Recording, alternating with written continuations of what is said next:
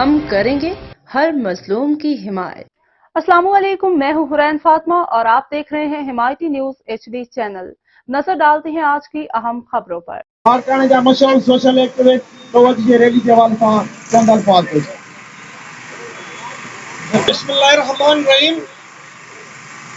मां बाकारे बाकारे हलियो वेंदुसि, मां बाकारे बाकारे हलियो वेंदुसि।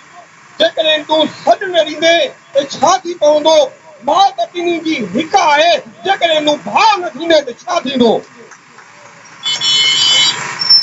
असांजी हीअ रैली जंहिंजी एजेंडा आहे لاڑکانے वासियुनि खे अमन ॾियो, لاڑکانے वासियुनि जो अमन बहाल कयो, इहो ई असांजे रैलीअ जो उनवान हुयो।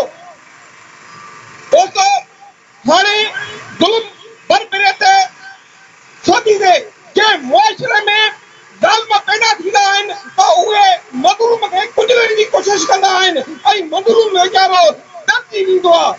ऐं जॾहिं ज़ालिम हावी थी वेंदो आहे त उहो पंहिंजे पैसे जे बलबूते ते, ताक़त जे ज़ोर ते इदारा ख़रीद करे छॾींदो आहे। जॾहिं मुल्क ऐं क़ौम जा इदारा ख़रीद थी वञनि त उन इदारनि में ग़रीबनि ऐं मिस्किननि खे मायूसी न मिलंदी, नाउमीदी न मिलंदी त ॿियो छा थींदो?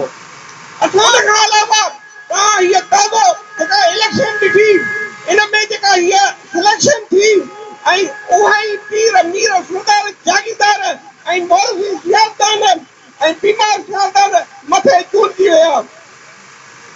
इहो बि हिकिड़ो इहो सबबु माना उहो चई सघिजे थो। बहरहाल हीअ असांजी जेका रैली अमन जे हवाले सां हींअर لاڑکانو शहर बाहि कीअं ॿरी रहियो आहे। शहर वासी पाण खे गैर महफ़ूज़ सम्झी रहिया आहिनि ऐं इदारनि में उन्हनि खे कंहिं बि क़िस्म जो रिलीफ न पियो मिले। असांजी वधि में वधि इहा गुज़ारिश आहे त ख़ुदा لاڑکانے जो अमन बहाल कयो ऐं शहर वासियुनि खे ओन कयो ऐं शहर वासियुनि खे नाउमीद न कयो। इहा ई असांजी गुज़ारिश आहे।